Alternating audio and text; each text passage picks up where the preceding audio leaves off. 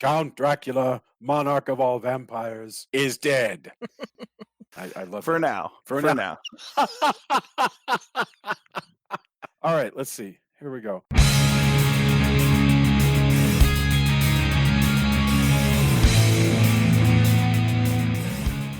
Hello and welcome to Castle of Horror, the show dedicated to horror movies and awesomeness. This week, as the weather grows colder, we turn to gothic horror with the 1960 film Brides of Dracula, directed by the one and only Terence Fisher. Bear in mind, if you haven't seen today's movie, we're going to be talking about it from the perspective of horror fans who have seen it. So warning, spoilers ahead.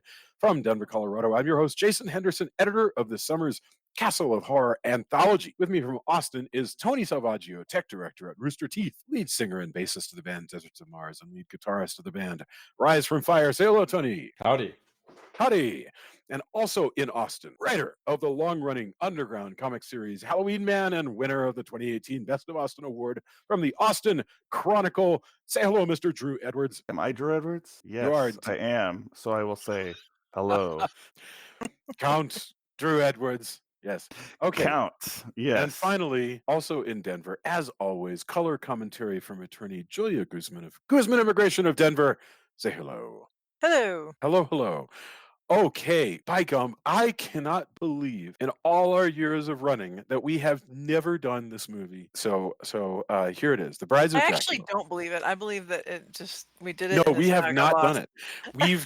We've done, when it comes to Hammer Horror, we have done Van Helsing, I'm sorry, Legend of the Seven Golden Vampires. We did Van Helsing, but the second show we did was Legend of the Seven Golden Vampires.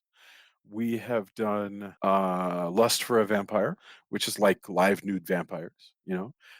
We did Twins of Evil. We did Vampire Lovers. We did The Reptile. We did Plague of the Zombies.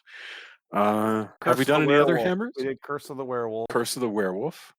Yes, but actually, and we did the whole Hammer Frankenstein series, like almost all of them, okay? So we have done a lot of Hammer movies, but we've never done Brides of Dracula. It blows my mind. Oh, and we did Dracula. We did the 1957, 58 Dracula. So yeah, I guess it's 58 because 57 was when Frankenstein came out. So, all right. Brides of Dracula is a 1960 British film. That means it's 2 years after Dracula. 1960 British horror film made by Hammer Films, directed by Terence Fisher. The film stars Peter Cushing, David Peel, Frida Jackson, the amazing Yvonne Monlar, Andre Melly, and Martina Hunt, who is amazing. She's Miss Havisham in Great Expectations, and she's incredible here. The film was a sequel to Hammer's original Dracula, though the vampires possess abilities that they didn't have in that movie. Originally, they were going to do a more straight sequel, but because Christopher Lee didn't want to come back because of the money and so forth, and he wouldn't come back for a while. Instead, as they say in the opening, Dracula is dead, and instead this is a movie about Van Helsing and about disciples of Dracula. So this is one of the earliest films that Julia and I watched in the journey that is our married life. So I'm dying to know about her thoughts on this. Let's get our opening thoughts, Julia, Tony, Drew, and then I'll get us into discussing the film. Julia, Brides of Dracula. Well, I actually remember this film as being really good, and it is really good. I, however, remembered one thing wrong, which is shocking to me. It's like the Berenstain Bears all over again. Berenstain Bears that I thought were the Berenstain Bears all over again, because I have been saying for years, we've been quoting the lead actress as saying, "Are you crazy or what?" She says, Yes. "Are you mad or what?" And it's like, I'm like, what? That is not. It's like the whole thing about "Play It Again, Sam." You know, it's like, Yes. I was sure that's what she said because we've been quoting it forever since we watched this film, and we watched it and we were like, "Matt," she says, "Are you mad or what?" I'm like, that can't be right. Yeah. Surely she says it again later with "crazy," but I don't think she ever did. I think I just remembered Yeah. it wrong. So weird. But anyway, such a great, great, great film. It's just beautiful. The sets are beautiful. The I think it's really good acting. It's interesting. Yeah, I really enjoyed it watching it again. Wow. Thank you very much. Mr. Tony, Brides of Dracula. I'm certain that you and I have watched this film before. Yeah, we've watched it before. I'd kind of forgotten a bunch of the elements. It's got some really great stuff. Later on, I kind of want to get into some of the vampire myths because of the way things work out. I like it a lot. The girl from Paris, however, is so either naive or stupid. I'm not sure which, maybe both. That it is frustrating to no end. Just her level of ah, she doesn't even have to be enthralled with the vampire for just things to. None of her motivations are make any sense to me. Mhm. But she's a great, I mean, great actress, and she's doing exactly what the plot's supposed to do. Yes. Oh, But for sure. man, is it frustrating to watch all of that play out. Yeah. Van Helsing's great though. Oh man, I want a million of these. Van Helsing. I want Yeah. this Van Helsing to be in a million movies. I would watch every one. He's It's fantastic. sort of strange that there wasn't, right? I I mean know, because that he's like how he solves problems and his swashbuckling, just all of it is great. Yeah. It's Uh fascinating. I really dig the movie. Of course, it's hammered through and through. The great colored blood, the sets, the costumes, everything is fantastic. I just wish the lead wasn't just frustratingly naive. Mhm. Well, I think that the Hammerscape sort of has this kind of thing that just clouds men's minds, honestly. I think you move within like 30 miles of some vampire's castle and suddenly your ability to make sound judgment calls just sort I of mean, fritters away. everybody else is. Yeah, well, that's a good point. Yeah, I think it depends on your vulnerability to it. I think, for instance, Van Helsing is not clouded proper that way. Ma- Drew, Marianne Danielle though is just yeah, just frustrating as a character. I mean, that's the way it's written. That's fine, but that was my big, just constantly. Are yeah, you for real? But it does. I mean, it does create a lot of like really intense situations. So far be it from me to second guess what the screenwriters had going on. But on a personal level, that part just grated on me in a way that I don't remember grating on me in the past. Peter interesting. Cushing though destroys. And David Peel as Baron Meinster is great when he's doing all his vampire stuff. It's fantastic. He's slick. No, Mr. Drew, what are your thoughts? Well, I've seen this movie quite a bit because I own it. I think this is one of the better, if arguably the best Hammer movie. I don't think the best Hammer movie cannot have Christopher Lee in it. So I will, and I actually think the villain is the weakest part of this because he is such kind of like a poor man's Christopher Lee. But the sort of way this movie starts out, where it could almost be about like psychotic people and not vampires is actually really effective. And it looks great. It's the cast is almost uniformly good. Peter Cushing is of course amazing in his signature role with some of the best coats in the Oh history. yeah, I want to Oh steal man, every one yeah. of his coats. I think I said this when we did Horror of Dracula as well. Like he's got this one coat with like a fur trim. I want that fucking coat. But there is some stuff I thought about watching it this time that I would like to get into more we get on. But before I close out, I just want to say, because we've already name dropped Terence Fisher a few times. I just want to state that in a better world than this one, Terence Fisher would be talked about just as much as James Whale or more contemporary guys like John Carpenter and Wes Craven as one of the behemoths of the horror genre, because he's really responsible for most of the great Hammer movies and creating most of what we think of as the Hammer horror tropes. And I don't think he gets quite enough appreciation from even a lot of diehard genre fans. So I think this is a really rock solid movie, and I'm excited to talk about it. I think everybody else is as well. So I'll just wonderful. cut it off there. You're not wrong about Terence Fisher, and I actually And also the writer here is Jimmy Sangster, who I had such appreciation for that. I did that series. I mean, God knows we may do more of it. Alex Van Helsing, the super spy that Alex is under, is named Sangster, named after Jimmy Sangster. It's such a perfect name. This is, to me, in the world of forms, this is the closest to a perfect Hammer movie that you ever got. And I think mainly that's because it sets up the world even better than the Dracula did, the 1958 Dracula. This is just 2 years later, in the same way that Bride of Frankenstein kind of gave you a more perfect universal horror than Frankenstein itself. Brides of Dracula, the colors are more sumptuous, the sets are more deep and three-dimensional. I mean, there are sets and sets and sets in this one where, even though it's all on a soundstage, she's on one balcony looking down to another balcony and past that down to there's illusions everywhere. It's amazing. And it's gorgeous to look at. The colors are, all coherent with one another. This is a movie where they've chosen deliberately to go almost completely with pastels. Did you notice that? Like, Mhm. Every blue is this sort of ash blue or powder blue or whatever, or the reds are all these sort of pinks and so forth, except for occasionally burgundy. Bam. It looks gorgeous. Peter Cushing is insanely good. This is not the role that people remember Peter Cushing for, because they remember him as Grand Moff Tarkin.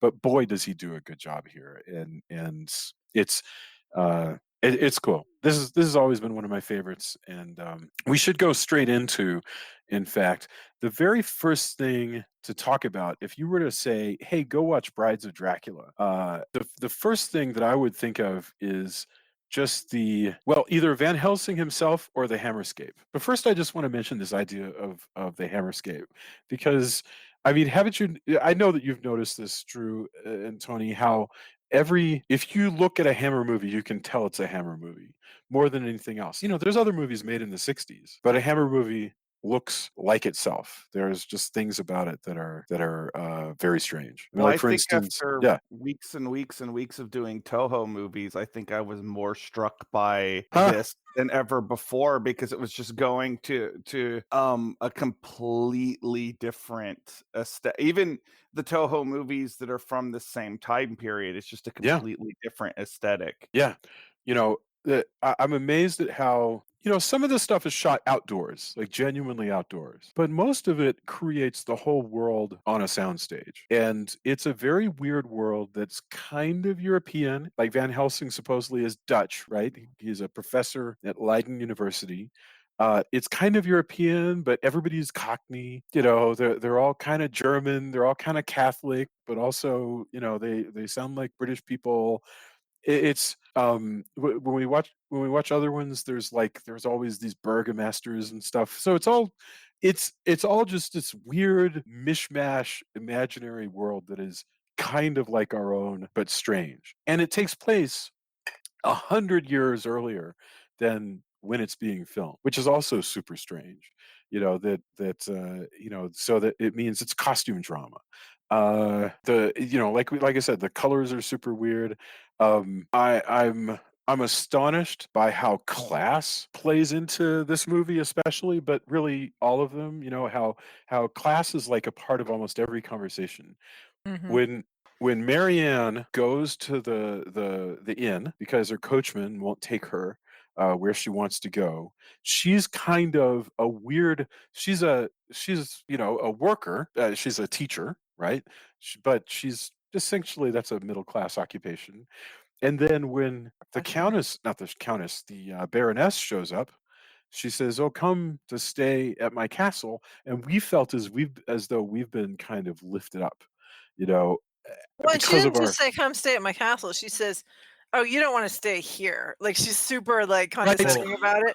"For sure, you don't wanna stay here. You need to come stay with me." well, she Yeah, says, "I always look forward to talking with some people who have breeding." who have breeding, Yeah, yeah, right? but she She also definitely specifically pegged says, "You don't wanna stay in this place." I can't remember what right. she calls it, but yeah. Yeah, yeah. And she points out, hey, the wine I'm getting is not the crap you were just drinking.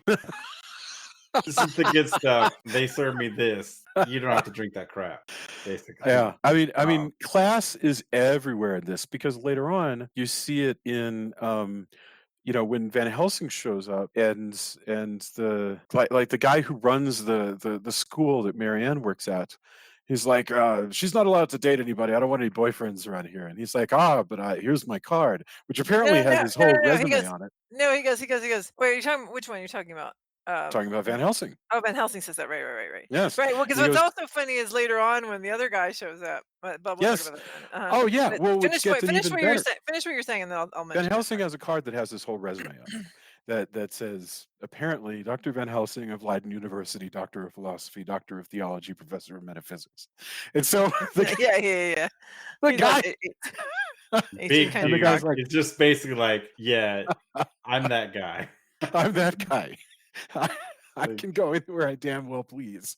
Well, and then they have a similar conversation later when after the Baron Meinster has been freed and he goes back to visit, he goes over to visit the what's the main Marianne. character, the Marianne. Yeah. Marianne. He goes on to over to visit Marianne because he wants to thank her for freeing him and also make her into a vampire.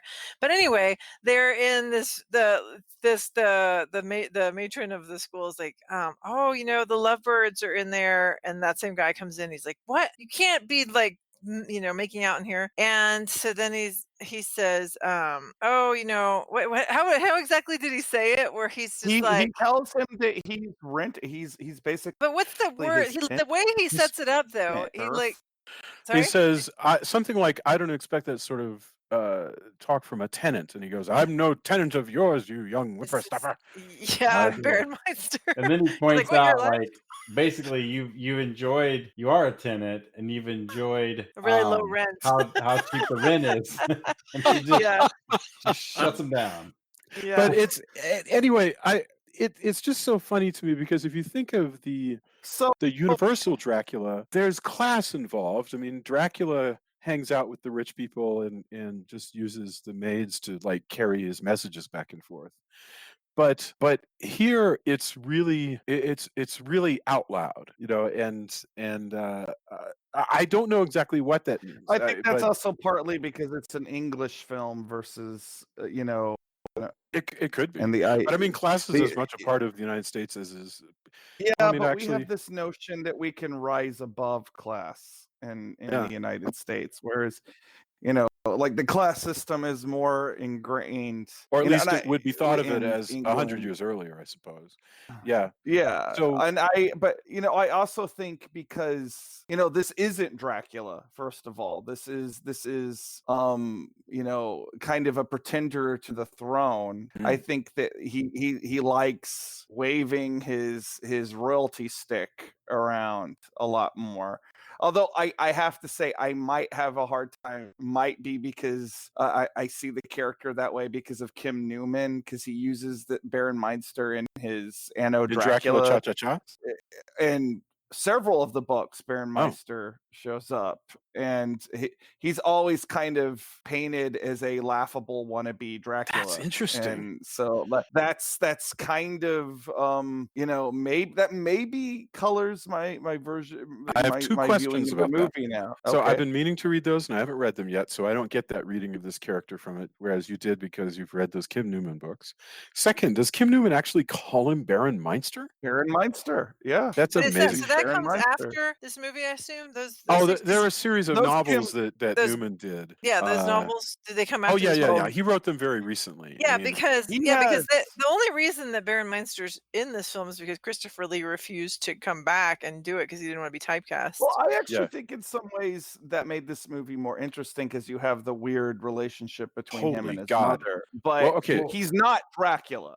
Like let's let one thing clear, and he's not scary. Like Christopher Lee is terrifying. No, he's like different. This guy, the stuff he does is scary, but like anytime they do like kind of the like extreme close-ups like they did of Lee in Horror of Dracula and all that stuff, he just doesn't have the stuff.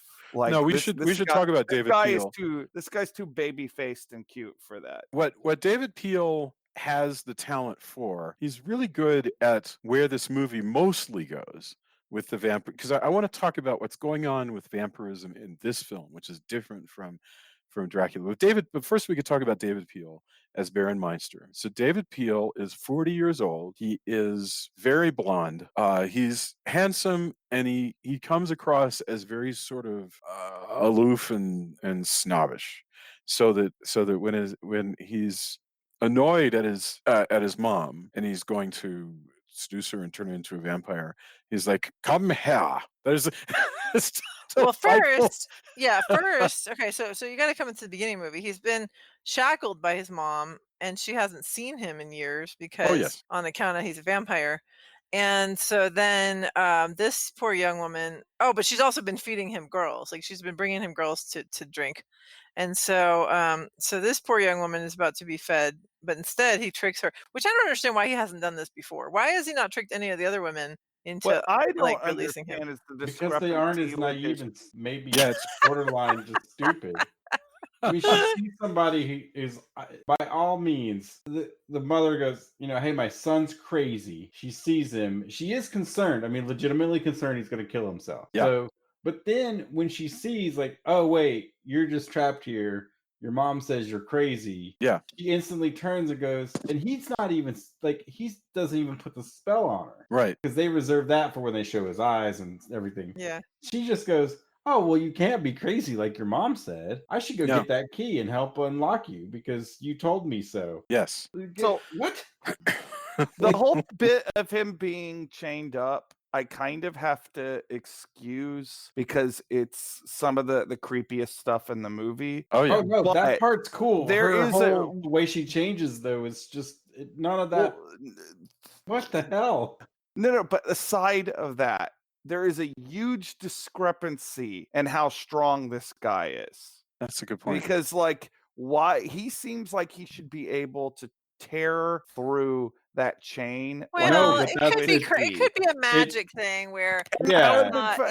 like how you can't come in unless a vampire invites you. They might have put some kind of They're Great. pretty magic fast on and it. loose with the mythology. So my impression this whole time was it needed that key, and it was somehow it was either blessed. Something is yeah, because there's no way he wouldn't be able to do that. I mean, later on he picks up a chain and he is gonna just tear the crap out of Peter Cushing. And so I get the impression though it's silver. It's it looks like an artifact more than it's not just like a Frankenstein, like where they've chained up Frankenstein's monster. This is ornate. It's different from anything else in the room. It's clearly meant to say this is a thing that keeps vampires at bay. Yeah. I just wish there was a bit of dialogue for Sure. that. No, I admittedly, I never have thought. I've seen this movie, God knows how many times, because I've had this movie on repeat literally since I was a teenager. Like when I first discovered it, like I've probably watched this movie a few hundred times in my lifetime. So and I never thought about that until this time. To me, it doesn't bug me there's no dialogue, and the fact that I think if it was made now, there would have to be dialogue because people think everybody's a dum-dum. Yeah, that's true. Like, I forged this chain and blah, blah, blah, and I had a holy man. To me, it looked like they show you it. It's good enough. Like it's special. Right. Like, right. I personally, this is just me. I get where it would be neat if they said something, but to me, I looked at it and went, oh, yeah, well, that's a anti-vampire chain because it looks... can I just say it at antivampirechains.com. I mean, if you need that, then maybe that's a new business I started. I don't know. Anyway, when he first appears, that character, Yvonne Monlar is getting ready for bed because she's talked with the Baroness, and now she's retired for the evening, and she goes out on her balcony and looks down. Oh no, it's before she goes down for dinner. But anyway, she looks down and she sees him on his balcony, and that's that moment that I'm like, God bless, what an amazing world this is. I mean, we're so accustomed to it now. If you were to remake this today, you would go ahead and use CGI to create like something like 50 levels. But I mean, they're doing this just with practical sets. There's a balcony down there. There's a balcony up here. And there's lots of forced perspective and neat stuff like that. It looks so gorgeous this world. It's astonishing. It's better than real to me because I would love to run around in this world of Hammer. But check this out. So the way vampirism is described, and we should talk about what the vampires are in this movie. The way vampires are in this movie is, Van Helsing is like Miss Marple. He can kind of go anywhere and just involve himself because somebody calls him and asks him to come along and be a special consultant, whatever the hell. And in this case, he's been called by the local. Was he called by the doctor or by the minister? I think he was called by the minister. Yeah, he was called by the minister. Because you have a local doctor and a Yeah, local yeah. minister, It's called indicating because the this doctor is like an just idiot. awful. He's and he's everything. corrupt. He's a Yeah, corrupt he's drunk. everything bad about science, proclaiming everything good about science. Yeah, no, for sure. He's awful, and he's a drug addict because he's like popping all these different pills and oh my Yeah. god. But anyway, vampirism here, they call on Cushing because he dealt with Dracula. But here we learn about vampires in a lot of ways before Cushing even shows up. And they say that they present it basically as a stand-in for all kinds of sexual deviance, incest, homosexuality, all kinds of crazy stuff. They use so much language to describe how wonky they think the Baron's behavior was, and that's why he's a vampire. And they don't ever get specific. They're just like, you encouraged him to carouse the way he did, and then Well, he was a vampire. Dot dot dot. Well, they And, say someone took well, him. what's Yeah. fascinating is it goes back to the class thing. Yes. I wanted to see more because when they very pointedly Yeah. talked about his mother, the Baroness, and how basically she was fine being at parties Yeah. with depraved vampires. Bad company you kept too. You used to sit and drink with him, didn't you? Laughed at their Exactly. wicked games till in the end one of them took him and made him what he is. So she was fine with she could have been enthralled. She could have just liked they kind of imply that she enjoyed their cruelty Yeah. and was willing to give them a pass because she was swept up in their vampire aristocracy. It's which is fascinating. Like that, there's just a few lines and they paint a extremely fascinating portrait. It's the kind of weird what led sexual to this. deviance, and I speak from the mid-century perspective, not our perspective, but it's the same kind of weird deviance that Roddy McDowall is talking about in Legend of Hell House. Where Right. he just gives that long litany of all the crazy sexual activity that's going on. Because all these words are sexual words. Go ahead, Drew. So when they say someone took him, Yeah. So I want to know, just to see if we're all on the same page. We are to assume that the vampire that turned him was Dracula. Like, Well, like they don't. that's- I don't wouldn't know. even assume that. They don't say that outright, but Well, I yeah, don't even but it think could be that's intended to anybody. be the case. Yeah. I didn't get that impression necessarily because the way that they talk, she was part of these depraved parties where she knew there were vampires. She knew there was all kinds of deviancy, Yeah. and it was all fun and games until one of them took her son. I truly don't it's think very Dracula has anything to do purposefully with it. I think it was purposely ambiguous just because it could have been anybody. That was my impression. Anyway. See, for me personally, I like to think that Dracula ties into this more specifically because it makes it more in universe for me. Yeah, but I mean, it doesn't. I mean, It doesn't matter. You It doesn't should affect have whatever everyone. headcanon you have. But to me, I'm the opposite. I think it's way more fascinating. That it could be any one of a number of Anne Rice style, for sure. parties Well, where like she the was willing to vampire- expose her son. I mean, this is how cruel she was. She was willing to expose her son to all manner of perversion, and it was all fun and games until one of them turned him into a vampire. And then she freaks out. Oh, I've been a terrible mom, but I don't really feel I'm too bad. surprised she didn't get vamped. Yeah. Like she didn't actually want to. Well, Because that's a lot part of of the people want to be. that to me is part of her personal thing too. She was always and this is partly me kind of reading into it, but the impression that they give when they say these lines is that she was always there, but she was never important enough for them to turn her, or she was always kind of a fangirl. So basically, she was used Yeah. by these vampires because of her stature. And hey, we can go hang out at her house. You know, she's willing to put up with us. Hey, you know, what's up, vampires? Oh, yeah. Can we come by your house again? Sure. Okay, we're leaving. Well, hey, you know, I'd like to be part of the cool group.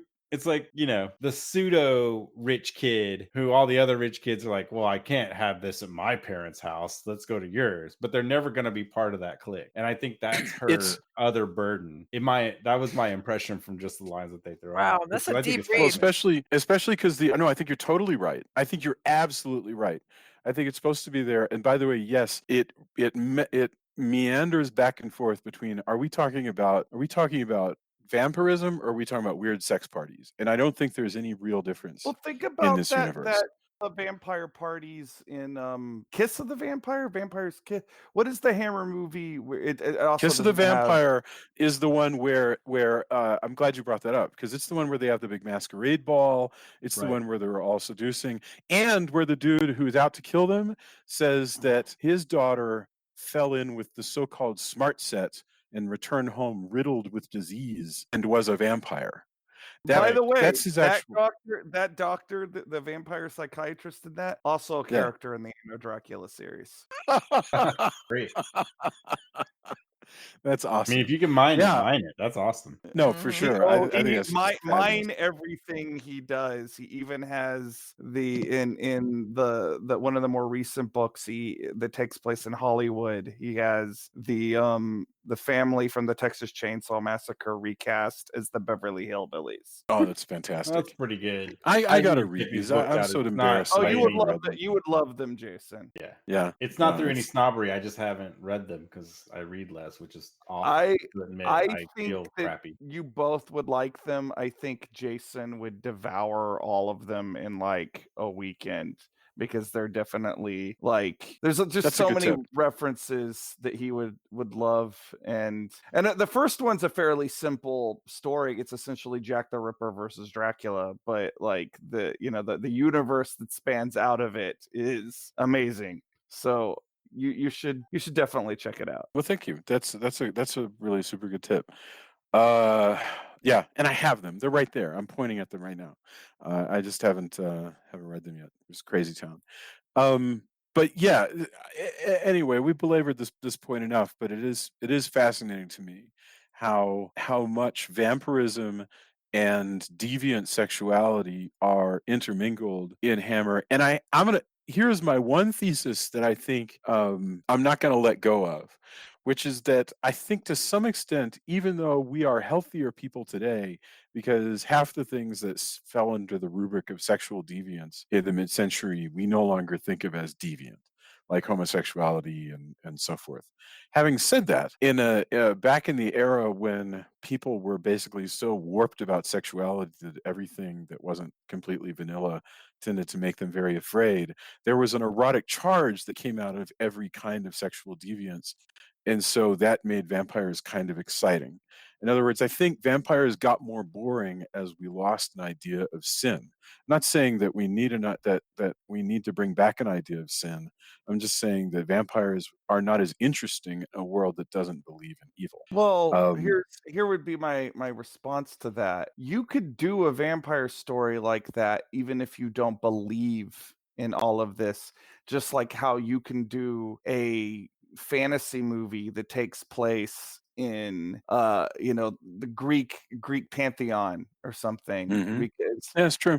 like this is Also, the sort of black and white good and evil world that this takes place. It's just mythology that's waiting there to be used. Yeah, I Also, guess there that's are true. plenty of people who still believe in evil and all this, all the sin and all that stuff. I mean, that is not gone just because there are people who don't believe in it.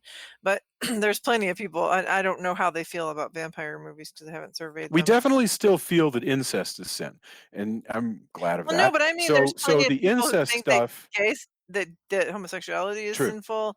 Plenty of people who think that anything to do with vampires is very evil and very like if you watch if this podcast is what's the word Taboo. for not just taboo but like against God sacrilegious or Sacrilegious. which Yeah. is plainly not, but I could imagine somebody feeling that way. Sure. And I do think, by the way, that there is incest is toyed with in this film in a major way.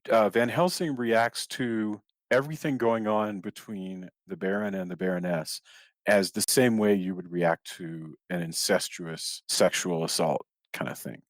And so there's some deviance, but again, they're not naming any of this stuff, and I think that's what makes it so great. Is is because it requires us to constantly lean forward and try to understand what the hell are you saying? And then, by the way, they're vampires.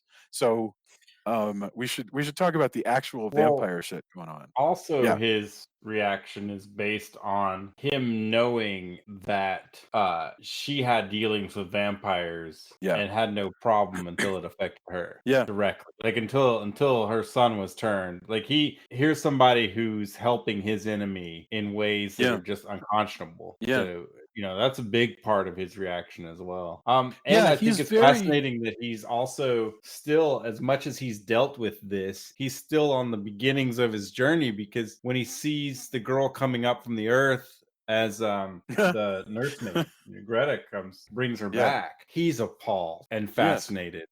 In you know he's not inured. It's still not old hat to him at this point, I which is liked how you crazy said because that, he's the appalled and expert. fascinated. Yeah. That's a wonderful way of putting it. I mean, because it's true, and that I think is one of the most memorable scenes in this whole movie, as Greta, this sort of mad woman and also very We useful kept referring to her exposition as character.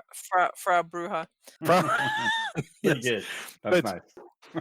she in this sort of wonderful little Hammer playset of a set that they have, which has the coach on one side and a big sort of inn that also acts as a big gate for the city, and a churchyard on the left, and it's all just in a big circle, exactly as you would have like a Star Wars action figure set. The churchyard, which is about 13 feet square, is where Greta has come and lain by the fresh grave of this girl who's been killed recently by the recently freed Baron Meinster, and she midwifes the vampire back to life. It's crazy. It's a nutty Yeah, like she's right nightmare down to saying inducing like scene. push, push, push. Oh yeah, Yes. That was she crazy. says, "I can't help you, but I can help you." Like the midwife analogy is really good. She's also in some ways the Renfield of, Yes. except Yeah. it makes a lot more sense because she's grown up with the Baron and the Baronesses. Yeah. She's endured their cruelty and also probably has seen, stuff that would make some of the people in Eyes Wide Shut blush or turn their Yeah. head away. Um, and she's been party to Yeah. all of this, Yeah. so much so that she's the one entrusted to help feed him and take care of him, even as he is an adult Yeah. Well, and when you vampire. first see her, she seems normal enough, and she Right. slowly, like, the longer she's in the movie, the more batshit she seems. Yeah. No That is No pun so kidding. right. intended. Like, they ratchet it up. Yeah. That's funny. No, excellent Um, point. She gets weirder and weirder as the movie goes on. Yes, go no, ahead. she's fabulous. I wanted to ask a question before we leave the topic. Why when okay, so he gets out because Marianne frees him, and then he immediately kills his mother, but he vamps his mother. Why does she never try to get anybody's blood? Like she never tries to bite anybody. She's just like, is she just starving herself? Is she depressed? Yeah, I What's don't the think deal? she has any 'Cause interest in she being a well, but vampire. that's I've never seen that in anything where the vampires aren't driven by lust for blood. Like it I just mean, seems give like her a that would couple days. It's very possible that she would have felt differently after a few days. I But go Yeah, ahead. I get that impression as well, that it's the early stages. She's also mourning that this happened. Yeah. And also again throughout all of this, this never happened Yeah. to her, despite all the stuff she's seen and done, supposedly, in I the love how one or two throwaway ashamed lines. she seems. Yeah. And Yeah. she feels some sort of remorse at this point. I think if she had waited, I'm with Jason. I think if she given time, that hunger would have driven her. As it stands now, it just hasn't been that long, and she's Yeah. dealing with all of like, well, my son's escaped, but she still has the air of, and this is a thing that I have gone on talked about to various people. An apology is not an apology if you're only apologizing because, like, I am sad. Either I'm sad I got caught, or I am sad you're upset. Right. I'm Yeah. sad you're upset is not the same as an apology. Of course. And that's what she's kind of, oh, he's loose. How could it turn to this? This is my son. And she feels remorse for that. She doesn't feel that much remorse for, it seems, for, bringing him girls all the time to It's a to really kill. super good point. Jesus Christ, you're right. Yeah. I hadn't She's even Well, I only thought about sad that. in the fact it hurt her how she thought a barony should be run. That's it. Just really. I imagine also, like, I doubt they were thinking of it this way, but like, imagine like your kid's like a serial killer or Yes. something. Sure. Like, this is probably like she still loves him because that's her son, No, and absolutely. but she also thought like, well, I can chain him up and negate the damage. Mhm. Speaking of that whole setup, another thing that I never thought about all the other dozens of times I've watched this movie, Mhm. she has a servant that we see at the beginning who helps out with this whole process Thank you for of mentioning this. gathering girls that disappears for the rest of the movie. Oh yeah, good point. Yeah. And I've never thought about it before. Like to this movie's credit, it is so engaging that I have debated. I have possibly watched this movie hundreds of times, and I never thought about it until I was like deliberately trying to look at it critically. Yeah. That character shows up, and here's what's weird is there's other characters like this, because in I guess it's the Vampire Lovers, there's a character like this who shows up at the very beginning, and in that case he wears the hat. He's not identified. He's either a count he's either another vampire who's hanging out with him, or he's a servant, or he's a whatever, but he just comes and goes. And so either this is a common mistake for Hammer. By the way, I'm never going to pretend that Hammer knows what the hell it's doing from movie to movie. I'm not at all suggesting that, but there is a similar thing going on there. I don't know. I can create in-universe headcanon that's way cooler than the reality, which is probably they forgot all about it. I actually have no idea. That's a fun idea. I wanted to mention, by the way, I love how when Martina Hunt says, please, kill me. What it all runs down to, please kill me. Van Helsing does, but so what he does is he has to like kick around until like sun up, because that's when vampires are weakest and it's easier to stab them, I suppose. And so we have him just pacing, and it's kind of neat. He's just pacing on the balcony, the same balcony that the Baron was hanging out in, until the sun is up, and then he goes around and stakes the vampire. But it's a kind of a slow moment in the film that is very cool. You see the sun come up, you hear the birds, and so now's the time to go and stake I her. love the whole business of him like covering up her body. Yeah. Like he's very sweet actually towards her, and Yeah. like not the way Van Helsing even though he is very much like a man of action when it comes down to it, and kind of prototypically masculine in some ways, like his behavior towards this woman is so compassionate, and we don't really see that a lot out of like movie heroes, particularly in horror films later on. Like I think about like the characters played by like Kurt Russell or Bruce Campbell, who are like almost super macho. And Yeah, this is a proto action star. I wasn't the one who said this first. Bruce Wright, in his book Nightwalkers, which was a book about Gothic horror, and I haven't talked about. It's called Gothic Horror Movies of the Modern Era. He said that this Van Helsing is an example of what used to be called manly Christianity, which was a movement in the middle of the 19th century or muscular Christianity, that you had all of those virtues, and you also were a man of action.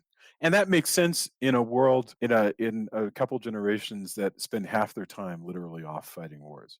So it's you always, when you were gonna introduce yourself, if you're talking to the Boy Scouts, what service did you fight in, Well, and yeah. the other thing that's interesting about this particular version of Helsing, although I guess you could say this about other, so there's a book by Paul Leggett called Mm.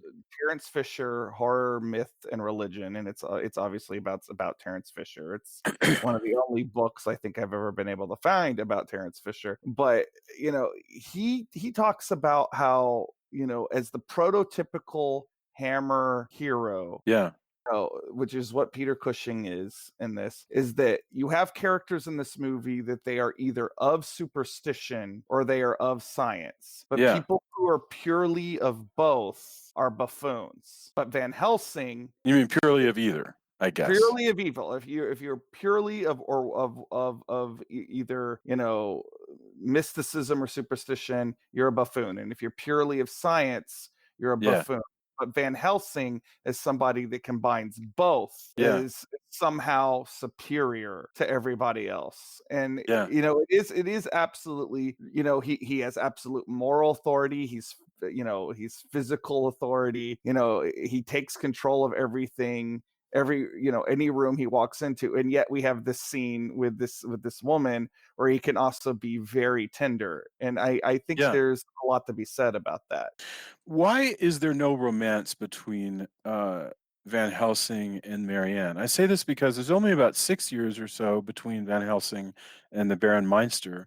Is it that we would not take it seriously if Peter Cushing were to romance Yvonne Monlar? No, Or it's because why give her two romantic things in one movie? Like, she's engaged. She gets engaged to the Baron Meinster after knowing him all of about 2 minutes. hey man, And he's a baron, okay? He's a Well, baron. that He owns makes this whole- sense for this kind of world. Like, you want For to sure. marry into royalty. no, I Yeah. know. But anyway, it just wouldn't. I mean, I don't know. That's not what this movie is supposed to be about. He's not. I think it's I don't know. scarier that she's completely. It's kind of sad too. Like everybody thinks like, oh, these nice young lovers, and really he's just kind of wanting to turn her into part of his vampire. Well, that's harem. that's actually very realistic. That people who look so beautiful on the outside have these really abusive or dysfunctional relationships. Yeah. Often, yeah. But No, like, sure. I think that the fact that like he is disinterested in Van Helsing. First of all, like, there's not any time for it. Yeah. Like This having a movie love, is like having a 85 love, minutes long. having a love triangle. I don't know that it would add anything, and I think it's actually kind of cooler that he's purely there to take care of business. Yeah. Like, I'm here to hunt vampires, and that's it. Yeah. That's mainly his thing. He's not a James Bond kind of character. He's there for a very specific Yeah, that's true. reason, and he's kind of a man of science, which in a lot of these movies, and I think throughout history, and that role is kind of a chaste role. It's almost monastic in Yeah. how that approach is. Which is another reason why when he's talking to the priest and they kind of share, he actually, if you watch it, he shares more in common with the priest than he does the doctor. Yeah, that's true. He listens to the doctor, and the doctor's terrible. and he respects that they're both men of science. But as far as dealing with humans and the human condition, as well as how to treat this kind of supernatural disease, he is much more in touch with the priest role, which isn't always how that's portrayed. I think as we've gotten more modern and perhaps a little bit more cynical, perhaps, the times have changed, you'll see a type of Van Helsing who scoffs at the clergy and says, and I think it reflects how kind of modern times are, where you'll more likely have a person who goes, well, you're not solving anything, and your God isn't solving anything. You let this pass.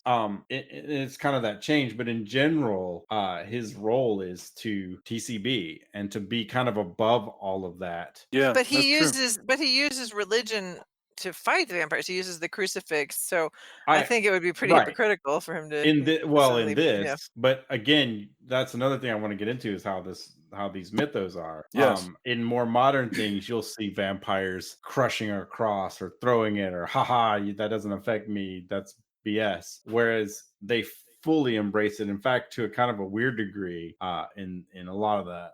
In this one in particular, but in most Well, go ahead and Hammer talk movies. about it, Tony, because I think we went through the character of Van Helsing enough. Talk about the role of religion Well, in this. everything is in this mythology. And I'm going to jump ahead a little bit too. That's why I was kind of Yeah, go waiting. crazy. Yeah, we're moving all In over this the place. mythology, you see several kind of interesting things as far as how they portray vampires. The cross, everything related to holy relics works. Holy water, crosses definitely, and in fact, the fight scene is great because of how physical. When he looks like a pretty boy, but when it comes to actual fighting, Baron Meister's throwing people around and Yeah. certainly gets the best of Van Helsing. Oh my The- gosh, does he ever? He actually bites him, and you're like, right, well, damn and it, Van Helsing's done for, and then he like super badassedly burns well, like Yes. one gets that's what. cauterizes the bite. Yeah, well, that's part of what it looks to be that in this world, iron is an iron branding. He's a branding iron, literally. And that iron, along with the holy water, actually is able to cauterize the vampirism before it takes hold because it's so fresh. Which I don't think I've ever seen that in another movie. No. Usually That's you awesome. kill the vampire. That perhaps will work. Even in other Hammer movies. No, this one. By the Yeah. way, how badass is that? Just like Joy said, the fact that Cushing does all the. This is like Rambo style shit. I mean, the fact that know. he grabs onto a rope and wraps it around his arm so he's not going to collapse when he does the next crazy thing he's going to do. Right. I mean, it's amazing. I've never seen anything like this in any movie again except Rambo, where Right. somebody is literally going to burn themselves for some reason because Well, that's how you see a lot badass of they are. cauterizing of wounds and such. Yeah. But this is the only one I've seen where iron plus holy water, Yeah. because we can assume that vampirism hasn't totally taken hold yet. He gets the idea, I can fix this. He has enough foreknowledge somehow of what the rules of vampirism are in this world. Although I don't even need a good explanation. No. It just works. It works because he Yeah. wants it to work, But it is Well, weird at they one thing that sell got it. me Yeah. about the end, though, is when he traps Baron Meinster with the windmill that turns into the sign of a cross. Yeah. That I thought is that was kind of dumb. that's a because weird Are you why? one serious? because usually it's a Because sanctified relic yeah, of because some then sort. does he just go around constantly going every time he sees any kind of Right. two things that are crossed, he suddenly Yes. I mean, Yes, that's just Look, silly. that is a thing in these movies because I mean, in the first movie, he uses two big candlesticks and does Maybe it. it's Right. just the intention that makes it I think magical. it's yeah, I'm gonna go with that, Julia. I actually honestly believe that whatever it's Van Helsing's specialness, he's the one who's holding the two candlesticks or who is pulling the. And I don't think this is going out too far on a limb. He's the one who's making the big cross out of the windmill or holding the two candlesticks. I think if some idiot did it, and in fact, even in the world of Hammer, again, not that these movies are all that consistent, but there is a dude who pulls out a cross and Dracula goes, and he says, "You have to have faith for that to work." Right. Right. That's I don't actually know. The faith. actually It isn't that is. Fright Night? Well, I do it Uh, in Friday Night too, I believe. But There's a the windmill oh, God. seemed like a bit of a stretch to me, even with that. The in windmill mind. is awesome. I'm with Jason on this. I love the It's windmill. cool. Yeah. It just in the way that I don't know. They do all kinds of stuff, and I that's also that's kind of why I wanted to bring it up. Like, why does this work or not? In the there's big a finale, that he turns the windmill into a giant cross and it works. It basically paralyzes Baron Meinster, possibly killing him. One gets the impression that as the credits roll, Van Helsing's about to take care of him. Well, he either burns it all by up. taking him or So burning him. there's a game mechanic in the old White Wolf World of Darkness games that would explain this, which is the idea of true faith, and that Yes.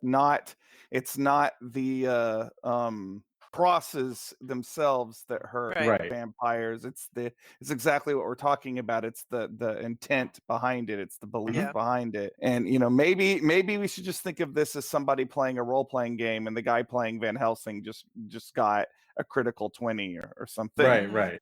No, then Yeah. that's the impression I got as well.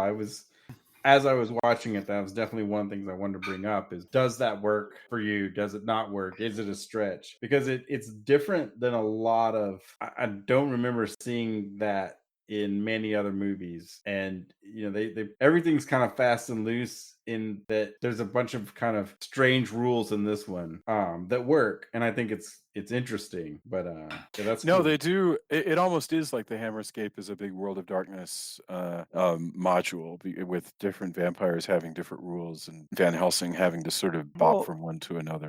Earlier we were talking about like how he's not like a James Bond type hero. Like later on, we even get one like that in Captain Kronos, who is a James Bond type vampire And I much killer. prefer this. Yeah, I mean, I Well, think Captain Kronos is great, but something cooler about Van Helsing in his tweed jackets and sort of business-like, and his little doctor's bag and stuff, moving from place to place. There's a purity to it. Yeah. Even though, I mean, it's not Van Helsing the way Stoker envisioned him, but for a movie version, it's very cool. Yeah, it's very different. You're absolutely right. And this, by the way, the thing I said about the lack of faith, you're right. That was a quote from Fright Night. The scene I was thinking of is when the faithless guy tries to stake Dracula, and Dracula's risen from the grave, and he pulls the stake out. Same reason though. It's because he's a atheist and he doesn't know how to pray. So they go back to that idea. Outside of The Exorcist, these are probably like the most overtly Christian horror films. And that's actually saying a considerable lot, because the horror genre loves religion. Oh, for sure.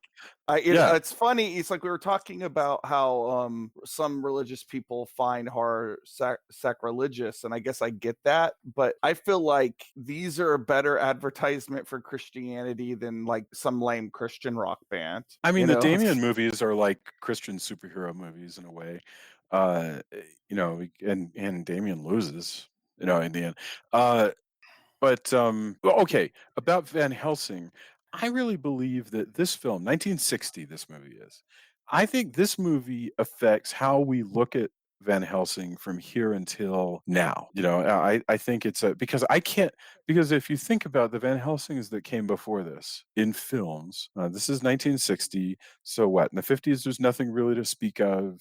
And then you got Edward Van Sloan. And Edward Van Sloan was active, but he wasn't a swashbuckler. Edward Van Sloan never would have leapt off a table and ripped down curtains, or leapt, and onto the windmill thing, or cauterized his neck. None of that would have happened. But so I think this is kind of the trope definer from here on out. Oh, definitely. I mean, I don't think that all the screen versions of Van Helsing that came afterwards were definitely more inspired by this than anything. And we sure as hell, for better for worse, we sure as hell would have gotten the Hugh Jackman Van Helsing if it wasn't for this. Isn't that crazy? Because the real Van Helsing in the book is even less. I mean, Van Sloan's great. He's just not an action hero. But the real one in the book is frankly a lot more like Anthony Hopkins in Dracula, where, this sort of weird, self-talking, strange, laughing, oddball professor. Well, more of a mad scientist type. Absolutely. Or what we would think of as a mad scientist, And I'm glad, I'm glad that we have that version, as well as this one. I think the things that make these characters durable is that they're open to interpretation. And I think this is definitely one of my favorite versions of Van Helsing, even if he does have quite a bit of Sherlock Holmes kind of for sure carried over into his persona. Absolutely. Yeah. So let's see. We talked about the oddball Hammerscape. We talked about Yvonne Munlar. There is, by the way, I should mention, there's a book, and I've got it, and I haven't finished it, but they did produce a novelization of this film, which you can get on the Kindle, which I think is hilarious. That you can now get the 1960 novelization of Brides of Dracula, which is cool. I mean, clearly it's a bad scan. Somebody just scanned it. There's dropouts, all the OCR problems you associate with old books being turned into quickie Kindle books. Having said that, it's the only way that you're going to get it. So you can get it. I mean, that's still pretty cool. Oh yeah. It is. Some other things we didn't touch on. I think as it progresses and we get to the Brides of Dracula part, where Baron Meinster, even though he proposes to Marianne, he's clearly, she doesn't quite get it until later. Yeah, that's true. that this whole thing is gonna be his harem of vampire women. Well, and given that it's the name of the film, that's really a very small part of the film. That's true. Right. Because these two women that are his little, vampire groupies are they're just in it a little bit, and they're really kind of useless. They just kind of stand there giggling and pointing at things. Yeah, it's weird because they kind of at first start to make it look like they're gonna be formidable and have more agency and be a villain, and then they just stand in the doorways and look like terrifying and then appalled alternately. Yeah, Yeah. you're right. They're just a chorus. That's all they are. They're completely just a chorus. Another thing though that got me, and this is something that this is my kind of rant / please don't do this kind of thing. As I was watching this, there's this bat effect, a giant bat that he can turn into, Baron Meinster can turn into. And I've been at so many screenings of movies like this, from Weird Wednesday to over the past 2 or 3 years. You go to a repertory screening, you go to see a movie like this, and have people laugh at the effects. Ha ha ha. Oh, interesting. As if they're somehow like, I see that is fake. Well, and in this case, they actually had a good bat, but they lost it. They had worked really hard on this really realistic looking bat, and then somehow it got lost, and so they had to use this not that good looking bat. But in general, look, if you're in that situation, I get it. Sometimes it's a horror movie. It's a more of a catharsis kind of laugh, and I get that. But to be in a theater and to laugh like, haha, I see that's fake. Look, everybody knows it's a fake, okay? Everybody knows, yeah. And it's just so frustrating. You can enjoy something for it being silly. They're just react. You don't want people to stifle their reactions unless it's something. Yeah, but most of the time it's not.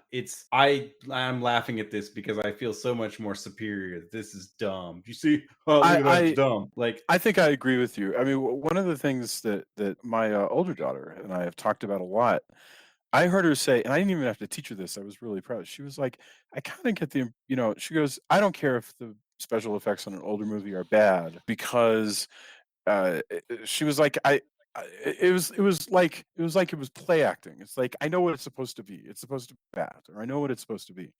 And I thought, boy, that is the way you should watch it. Like, yeah, that's supposed to be a spaceship flying. That's all we really need to know here. It doesn't need to. Most of the time, Julia, I get exactly what you're talking about. And again, it's not probably quite right for me to tell someone how to enjoy a movie. But more often than not, in those kind of situations, you have a person who's laughing ironically, or laughing or pointing in a way that basically is trying to make them feel better for spotting. Like, yes, we all know that was not the best effect compared to what we have in modern effects. And to me, it's disingenuous, and it's just frustrating to go. And even better movies, arguably, let's say better movies than this, where there's a really cool thing, but maybe this one effect isn't quite right, and it's and it's I just couldn't watching this, this kind of remind me of that, and I just it's so frustrating to go to a repertory screening or a movie that may have some flaws, but it's a really great film, and have people react that way. Just like things It's weird, isn't like it? understand And it. Like this world of irony that we live in is sometimes extremely frustrating. well, and when you have somebody who writes an article about it or you ask something about it, for some reason they feel compelled to mention, oh, but the bat looks fake. It's like, who? It's again, I come back to if you were talking about a carved frieze and you said, what do you think about the frieze that you saw? When you went to the museum, they've moved this big one into the, it's on exhibit, it's on loan from Greece. The person's not going to go, oh, it was fantastic. Although, the characters aren't actually moving. It's just an illusion as you move your eyes from left to right across the statue. But for some reason we feel compelled to talk about whether a bat looks real. I don't know. That just bothers me. This is art. We all understand how it works. I agree with you. Tony, you and I are going to be But it curmudgeons was a together. weird rant I had in my head, which is stupid. Like it's a dumb like it's my own weird dumb crap in my head. Like I fully realize. But as I saw that, I imagined being in a couple of the screenings I've seen in the past couple of years, and I just heard it in Yeah. my head. That kind of thing. And that drives me crazy that that's where we're at right now, Yeah. I don't know. You and me both. Okay. That's a really Just don't good- be that. Just please, I implore you. While again, it is not my place to tell you how to enjoy a piece of art. Yeah. I do implore you to look for things of a time, and appreciate them for what they are, and don't be that person in the theater. That's all I'm asking. Wonderful. Wow. I don't even know what to add to that. Okay, let's do our final thoughts on this film. We went Julia, Tony, Drew, and then I'll go. So I know that we could probably just sort of keep talking about it, but I love that we've all just kind of fanboyed out on Brides of Dracula. Wonderful way to kick off this sort of what we're calling the turn of the summer. So Julia. It's still pretty darn hot here. So when you talk about things are turning cooler, like I don't think maybe in Denver, but man, We were in the mountains today, my friend. There were clouds floating about our heads, and it was 55 degrees. Yeah, it was. Our heads were in the clouds. no, that's over, not here. 100 degrees the last few days, Yeah, y'all. I like this I'm sorry to idea. hear Like that. as it turns cold, I almost did a scoffy laugh because I was like, "Where the hell are you?" I mean, the answer is Denver, but like that wasn't here. As it turns colder, we turn towards Dracula. Colder? Luckily, I'm Not not going 105. to raise his rent because he's in it under my baronship. But I scoff at his notion that it's colder. Yeah, I mean it's not Yes. 105, so I guess maybe there was a turn. I don't know. Yes. No, We'll be I'm lucky with if you. it doesn't Okay. We'll be lucky if it doesn't flood, y'all. Like if we can get through the next few months, that's our turn. Right. Ha-cha, Debbie Downer. Hacha. All right. Julia. Final thoughts on Brides of Dracula. So excited that we finally got to talk about this movie. But tell us, leave us with something, especially if people haven't seen this movie before. I don't know. What would you like to say? If you haven't seen this film before, I would say that don't be fooled by the name. It's not about weddings, or it's not about a bunch of women. It's not even really about Dracula. It's not about Dracula at all. So yeah, the name is wrong. But it is very interesting. Just I don't think we talked. I guess what I would want to add is we didn't really talk that much about the sets. We talked about the Hammerscape, but you talked a little bit about the color, but just the fact that like the exteriors are at Oakley Court, where Jason and I stayed one time in Windsor. And that's a beautiful, beautiful place. The interiors are Brace Studios, and they just do these amazing effects, and it's just all gorgeous. The acting, especially by Peter Cushing, but really everybody, is really interesting. The relationship between the mother and the son, the Meinster family, is very interesting. And it's just, and the kind of like you were talking about, the class ships, all that. There's a lot of good stuff here. So I would definitely recommend that people who are interested in exploring some older films, some period work, look at this, especially because it is we're dealing with two periods. We're dealing with the actual when it's filmed, which is, what was it, 1960? What's the date? 1960, yeah. 1960, and Yeah. then of course it takes place considerably earlier than that. So there's all kinds of neat stuff going on here. Yeah, it's a really neat picture. Wonderful. Tony, what are your thoughts? I'm happy to be back in the land of Hammer, of Yeah. garish, bright red blood, period pieces. Peter Cushing swashbuckling around and burning the vampirism out of his neck. All of that stuff. Oh man, bloodshot vampire eyes. Hypnotizing people. Women and being vamped and turning into cold-blooded killers. All of this Hammer stuff. It's cool to be as much as I love Godzilla. If we're gonna follow up, coming into the Hammerverse is that's the way to do it. So Yeah. I really enjoy the movie. Still some of the caveats I had. Marianne's just a frustrating. Many great women in this movie. It's frustrating that she's just kind of there. Even when things, no matter what happens around her, she's like, oh, that's strange. It's like but yeah, there's really great bits, and like we discussed, there's throwaway lines that make this world just makes you want to go. You wish you could kind of peer back or get a flashback, or here's the chapter that we missed of some larger book that takes place here. All of that stuff is great. And yeah, I really dig the movie. I'm happy that we're kind of back in this. Fantastic. Oh, by the way, when I read the book, I'll let you know if her reactions to everything make more sense in the hands of a novelist. Whether I started reading it in. Maybe. I mean, she is I don't supposed know. to be a very sheltered, privileged girl. And a lot of Yeah. I think we've been watching a lot of movies where just really cool, take charge women are, kicking ass and doing stuff, and having her be just so much of that cliche. Yeah. It's her character, and I get it. Like that was just that was frustrating this time around, and perhaps it's because I've been watching, even like a bunch of martial arts movies like Heads for Sale or whatever, where the lead is just ripping it, Yeah. and No, you go absolutely. back to this very naive, like, oh wow, even like the when she's in with this stable guy, takes care of all the horses, and that's weird. Look, the coffin's doing this, and I wonder where he went. Oh, let me do this. It's just, come on.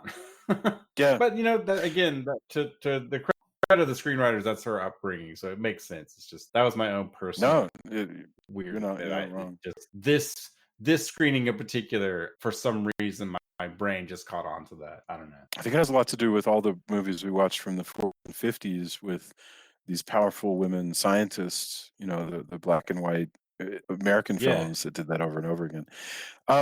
Drew, what about you? Oh, it was very enjoyable talking about this movie. I still am hesitant to call it the definitive Hammer horror film because of its lack of Christopher Lee, and that's my weird hill that I will die upon with a windmill that will paralyze me. But I do think this is an excellent film. And it has kind of a mesmerizing effect on you because, again, like I noticed things about it this time that I have never noticed before, and yet I'm prepared to disregard that stuff even as I notice it because the rest of the film is just so good. And I wish there were more horror films like this. I'm along with Jason and that I kind of miss this sort of satanic vampire movie, for lack of a better term. Like our vampire movies have become so a-religious, and that I get why, because we want to have a more inclusive society. But I think if we look at this as just mythology that is there to be used, I think it's fine. And great movie. I knew this was going to be a good discussion, so I really, really liked talking about it tonight. Sweet. I just want to say this was one of the first movies that made me just fall in love with Hammer films, and actually made me sort of redefine what would become sort of my adult life as somebody who kind of would continue to work and constantly be able to touch the world of horror films. This was a super important one to me. So it's delightful to talk about this, and it's really just the beginning. I mean, it's like Tony said, there's so many of these, Drew loves it with Joy. Even Julia loves this movie. That's amazing to me. I just enjoyed running into the Hammerscape and running around with you guys for a little while. So that's really cool. Okay, so we should get our endorsements. I've been heads down on a book. I have no idea what people have been talking about, so I'm excited to hear. Let's go once again, Julia, Tony, Drew, and then me. Julia, do you have anything that people need to rush out and watch or read or whatever? Well, you know what? The jury's still out as to whether everybody else should go rush out and watch it, because I haven't finished it yet. I've only watched the first 2 episodes, but we've started watching Pennyworth. And it's really interesting. I like it a lot. It's so different from, I mean, I guess I didn't know what to expect because, like I maybe everybody else who is a comic book fan knows the origin story of Alfred Pennyworth, Batman's, what would you call him, his like basically foster father / right hand man. But it's a really neat story of his youth and kind of what a badass he is. And I don't know, so like I said, I've watched 2 episodes, really enjoyed them, so I'm gonna see what else. There's a few more available that I haven't watched, and then there's some that haven't dropped because that's a weekly show, I guess. But but anyway, yeah, I'm really liking it. Fantastic. Tony, what do you have to endorse? Let's see. I haven't been out much. I've been trying to complete this EP for Deserts of Mars. So today marked the last day of tracking for that, though. So Fantastic. it's on to mixing and mastering. So hopefully there'll be a new EP in the next couple months. I did get to go see The Kitchen, which has been getting terrible reviews, but I actually thought there was some really great acting. I thought it was cool. I think it's interesting to see a comic book movie it's a Vertigo title, so it's there's no superheroes. It's gangsters in the 70s. Women gangsters getting their due. But yeah, I keep seeing these really terrible reviews. I thought it was fairly solid. So maybe I don't know. I don't know if seeing it as a screening changed my view, but I thought there was a lot of really solid stuff in it. So it kind of depends on how much you like gangster movies and how much you're willing to see. All the leads I thought killed it, but I don't know. I seem to be in the minority on that. Also, if you want to see insanity full of plot holes but yet enjoyable, I did see Hobbs and Shaw as well, which you don't have to see any Fast and Furious movies at all to enjoy that. If you enjoy it, and I understand why people wouldn't, but it was crazy big insanity fun for me. So but it is exactly it doesn't purport to be anything that it's not. Like if you've seen the trailers, you're kind of either in for that or you're not. I'll leave it at that. Yeah. They are their own thing, aren't they? I mean, well, this is the side offshoot of all of that anyway. So yeah. But yeah, that's basically been my week, has been music, and then I got to see The Kitchen, which I actually enjoyed, but I guess again I'm in the minority. I don't know. Yeah, I can't, that and just watching random stuff on Shout Factory TV, like the new Hurricane Rangers. Like often in the background is some kind of whatever new Sentai show is on Shout Factory is usually what I'm watching, because even though it's subtitled, I don't have to pay as much attention, because it's basically some bad guys show up, they transform into a giant robot and fight the giant monster, and there's some kind of story in between that. So that's mainly when I'm not doing anything else. That's what I've been doing. Fabulous. Mr. Drew, do you have anything to endorse for us? Well, first off, I caught Missing Link, which is a stop motion animated movie. It's directed by Chris Butler, which is the same guy who did Paranorman, which I also really liked. Oh yeah, that's good. And I really, really, really liked this movie. I think it's beautiful to look at. It's super, fun, and it's adjacent to this podcast because it's about Bigfoot, and also has cameos with Yeti and the Loch Ness monster. So it's got a general cryptozoological theme to it. But it's just super sweet movie and heartwarming and cute, and a good sort of monster movie that you could watch with your with younger kids. So if you will, the opposite end of that, there is a new season of Glow out on Netflix, which I have already pile drived all the way through. Amazingly, I stayed up way too late last night watching it, and I haven't seen a lot of people talking about it this season. That's kind of makes me worry that it's going to be yet another yet another casualty of Netflix's love of canceling things. So but I thought the third season was good. I definitely don't hope that it's not the ending of it, because I feel like that I would have been okay with the second season being the end of it, oddly, but like this, it leaves the characters in such a state of lacking finality that I feel like I really want a fourth season to, if they need to cancel it, at least wrap some stuff up for those of us who have been watching it. Unrelated to any of that, but of interest to some of the people that we have met through this convention. Anime Fest is next weekend, and we are going to be out there doing a live podcast. Yes. As well as a lot of panels. I sort of feel like it's going to be me, Jamie, and David, and assorted guest stars, and I am excited, although I sort of feel like I have assembled a alternate Avengers lineup. It's like you're the West Coast Avengers. Yeah, we're the West Coast Avenger. we're Castle of Horror West Coast, and in Texas. Yes. In Texas. Yeah, that's true. I wish Dallas, Texas. Yeah, I wish I could have gone this year. It feels weird not going, but just things didn't work out. But the Castle of Horror is the Castle of Horror. I mean, you're going to be the MC. You got David and Jamie. I mean, they've got chibis on our page. They are so you're going to have a full cast. This is going to be pretty great. It's going to be fun, and I'm going to enjoy reconnecting with the people that we have made friends with at the convention every year. And I am working on my pronunciation of the Japanese name of this movie, but I'm going to call it by its English name, and I apologize for our more literal minded anime and J horror fans.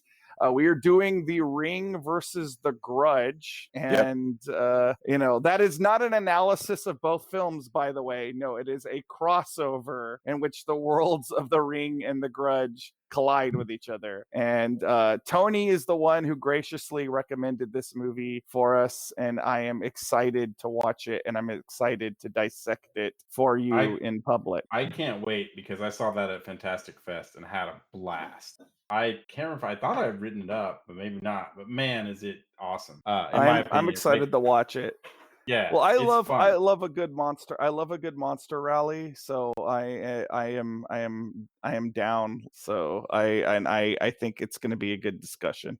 Oh, I did forget though, Drew, on your cancellation thing. I finished Swamp Thing, and I was super sad that it's canceled, because I think they were really setting up some cool stuff, and first of all, look, that finances and that all the stuff that gets in the way of art got in the way of art, or even just commercial art, because it's definitely very commercial. Don't forget that nothing is ever truly dead. I mean, look, I hope Young so, Justice, because I actually really enjoyed Young Justice was dead for like 6 years, and then for whatever crazy reason they brought it back for 2 more seasons. I think it's easier with an animated show, though, because you don't have to worry about your cast members getting older.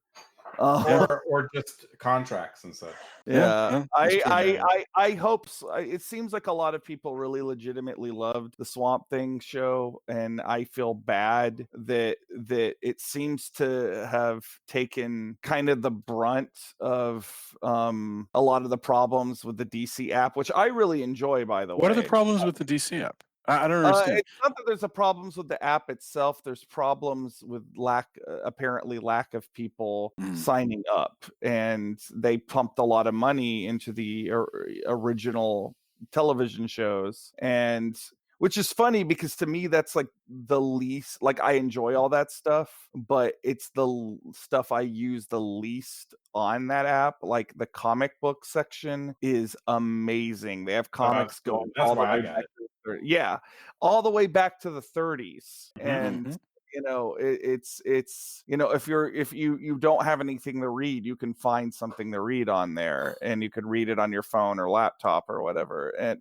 I mean, the shows are nice. I've been singing the praises of Doom Patrol for months, and apparently Swamp Thing was just as good, if not better. And I feel bad. I hope I have not watched it yet, Tony, but You got to, man. I intend to. I wanted to wait until it was all out, but like I hope it gets a resuscitation, because like I've heard so many good things about it. I am really legitimately impressed with the Swamp Thing suit, which I've seen enough pictures of to say that. I think he looks terrific. Plus, I like Derek Mears because he used to be Jason. He used to be Jason Voorhees.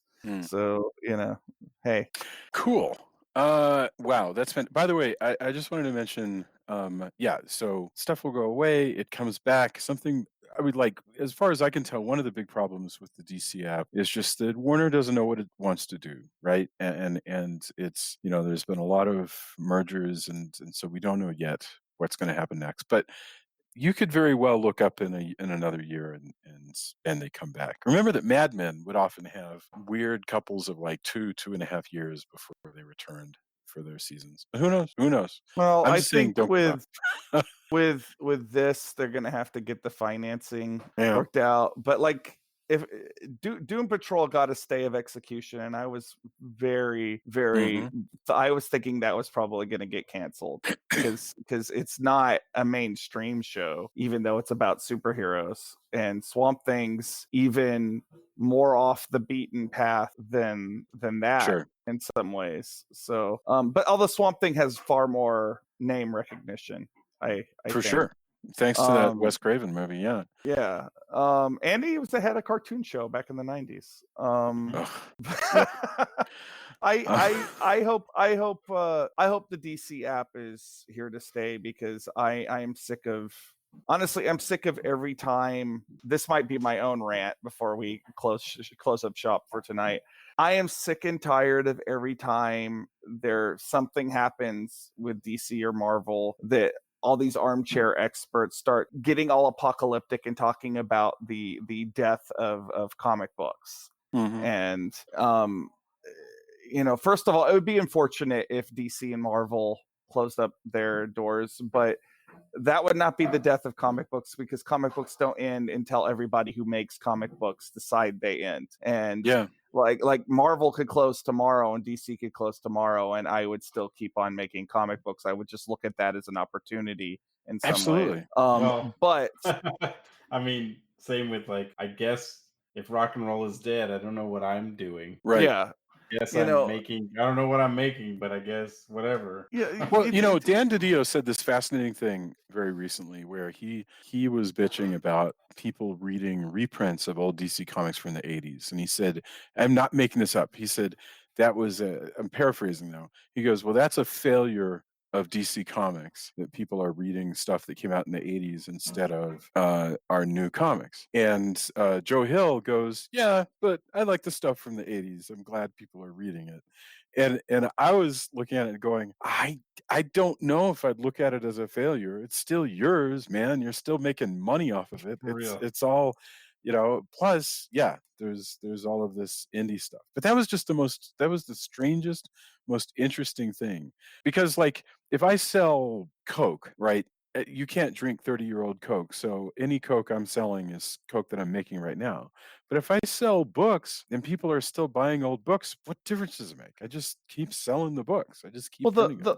The bottom line, though, is like for Disney and Warner Brothers, which are the two giant companies that own both Marvel and DC. They need, even though like the publishing end of their giant corporate behemoths may be technically making, even though they're making the millions of dollars, it's still chicken feed in this larger scheme of thing. Yeah. I doubt they think of it that way, because what they're thinking of is, all these creative people are creating new things for us to adapt. Yeah. And there are R&D shops, essentially. Yeah, they're making focus groups that they get to charge for. And continuing to place a fan base and be like a brand or reach out brand to geek culture, which is absolutely huge right now. So I don't know. I'm just sick of all the doomsday talk because nobody knows. Yeah. Ultimately nobody knows. None of us are businessmen or Absolutely. at that level. But like, and I guess in theory the three of us might know better than like Joe Schmo because we've all worked in comics. But like, I still like I'm not going to claim I have any. Yeah, what the heck is going on in I the don't know what a boardrooms at DC Disney Comics? exec. God only Yeah, knows. I don't know Right. what a Disney or You're Warner absolutely right. Brothers exec is thinking. I can only theorize that, and this. Go out and instead of like predicting the comic book apocalypse, maybe go out and spend some money at your local comic shop or buy some comics Absolutely. and Comixology.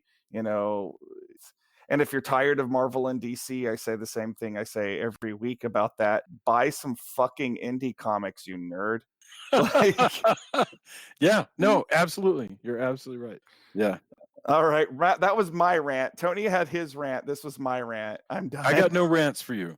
I got no rants. I got an exhortation that I think is really cool. Two things to check out. One is Glow. Glow is back. I love Glow. I love it. I love that it takes place in the 80s. It opens up with a national tragedy that actually occurred and weaves it into the story brilliantly. This is such a neat show. And is this season 3? This is season 3 with Mark Maron and it's just fabulous. So Jason, I have a question about Mark Maron. Uh-huh. Do you think he purposely styled himself on 70s, 80s Stan Lee on this show? Because good God, he looks like Stan Lee. Yeah, but I think he actually kind of looks like that. I mean, I've seen Mark Maron a lot, and that's just what he looks like. He's got, his sort of flyaway hair and droopy mustache. That's just Mark Maron. It's yeah. So I think he does look like Stanley a lot. Though I don't think that Mark Maron would ever dare to like pose for Playgirl. I don't even know if Playgirl still exists, by the way. I have no idea. But Stanley did. Don't go look that up. Let's see. And I was at the library, the public library in Frisco today, in Frisco, Colorado, and they do this thing that lots of libraries do. So you should go to your local library because oftentimes they'll have a shelf of paperback books that they just sort of are there to get rid of and stuff. And it is so cool because you can like walk in and walk out with a whole bunch of paperbacks and also you can rent books from the library, like the Fonz discovered. But quite beside that, it's just really neat to go to your local library and walk in and just see what they have that they're getting rid of and I don't know. So this is just me singing the praises of your local public library. Go check it out. One of my good friends is a librarian, and I tell you, she appreciates that. Oh, good. Yes. Yeah. And I don't know if every library does that, but the one here does it. And, they'll sell paperbacks for like $0.25 a piece or sometimes just like the one in Frisco. I was like, so it says paperback exchange. So can I just buy some of these? 'Cause I didn't bring any books. And she goes, oh, no, you can just take them. And I said, I could bring some books next time. She goes, just seriously, just take them. Take as many. So I I love walked out library with sales and stuff yeah, like that. some That was, some I mean, that was Asimov. my I walked youth. Like now, I tend to try to buy things new as an author to support other authors. true. But growing up, there was a library sale was amazing always. Do you know what I got? I got a Dashiell Hammett book. I got an Isaac Asimov book, and I got like 6 or 7 Mary Higgins Clark books. So all 3 of those people are dead. So I'm feeling okay about it. Oh, So yeah. all right. That's it. That brings us to the end of our discussion of Brides of Dracula and also the possible future of comics in general. Thank you. We will be back next week. Actually, next week is Anime Fest. So I don't know what day it will go up, but we will be recording on the weekend. And so just look for the discussion of The Grudge versus I'm sorry, The Grudge versus the Ring. Tony, just walk me through how to pronounce this real quick before we leave, because you're better. What do you mean? Or if you can, the Japanese name of this movie. What is it exactly? The Ring versus the Grudge. Yeah, isn't it just Ring versus Ju-on the Grudge? Like I don't You don't know. know? Okay. I always thought it as a Ring versus the Grudge. I don't remember a Japanese. All right. title. Well, I think it's actually named the names of the it's the name of the ghosts. demons. It's Oh. the name of the ghosts. So I don't remember which my poor white boy tongue cannot pronounce, but I'll have it nailed by next weekend. I promise. I can't wait to. Sadako versus Kayako. That's it. What is it? It's Sadako versus Kayako. Sadako versus Kayako. How was I having a hard time saying this? Because you're probably not. Jason's probably not saying it right. I'm probably not saying it right. I'm gonna have actually... some otaku at Anime Fest school me on the way I'm saying this, but I've probably got the syllables all mixed up because I'm pronouncing it like it's an Italian name or something. Like it's just a name. Sadako versus Kayako. That's a poltergeist. But All still. All All right. Yeah. I had forgotten that it was that because I've just seen it as Ring versus the Grudge. Well, I mean that is the American name, so Right. I'm technically not wrong to call it that, but I want to be able to call it by its Japanese name at a convention that is about Japanese pop culture. So it's probably Sadako versus Kayako. But whereas I'm shaking my head at you, Jason. Just stop. Let's trying. just call it a night, and I will try to do better by next weekend. Very good. All right, I can't wait to hear how this is going to be resolved.